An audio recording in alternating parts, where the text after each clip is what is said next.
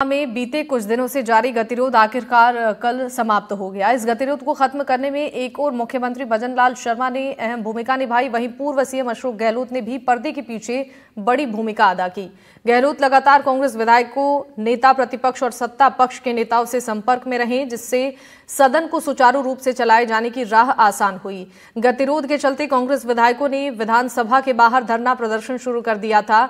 अशोक गहलोत लगातार 2 दिनों तक धरना स्थल पर पहुंचे और विधायकों से बातचीत कर सदन की स्थिति और गतिरोध को खत्म करने की कोशिश जारी रखी। उन्होंने नेता प्रतिपक्ष टीकाराम जूली और प्रदेश कांग्रेस अध्यक्ष गोविंद सिंह डोटासरा से भी चर्चा की।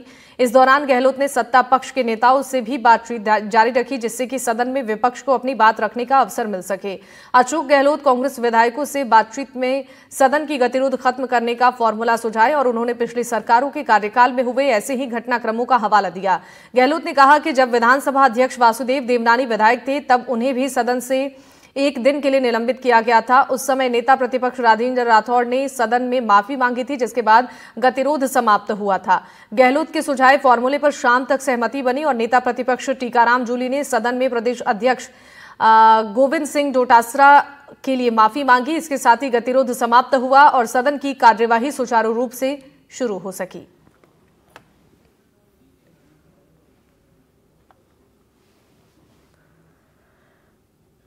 तो पर्दे के पीछे अशोक गहलोत ने भूमिका निभाई और मुख्यमंत्री भजनलाल शर्मा की तरफ से भी विधानसभा में गतिरोध को समाप्त करने के लिए प्रयास किए गए और सदन सत्ता पक्ष और विपक्ष की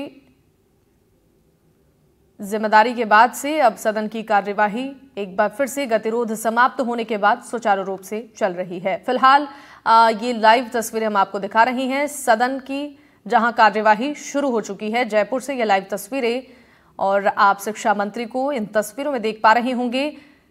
विधानसभा की कार्यवाही शुरू हो चुकी है।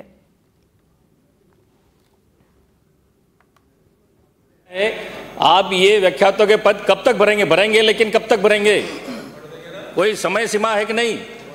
माननीय सभापति अध्यक्ष महोदय, और गंभीर बात है कि आदिवासी क्षेत्र में भी व्याख्याता नहीं दिए और वहां विद्यालयों को क्रमोन्नत कर दिया, यानी जनजाति के बच्चों के को भी इन्होंने नहीं बख्शा और उनको अनपढ़ रखने का षड्यंत्र इस कांग्रेस की सरकार ने किया। इसके कारण से बहुत पीड़ा में है जनजाति के लोग। मैं आपको इतना आश्वस्त कर रहा हूं कि शीघ्र हम मैक्सिमम पदों को भरने का प्रयास करेंगे। एक सेकंड तो अब मानिए आपके।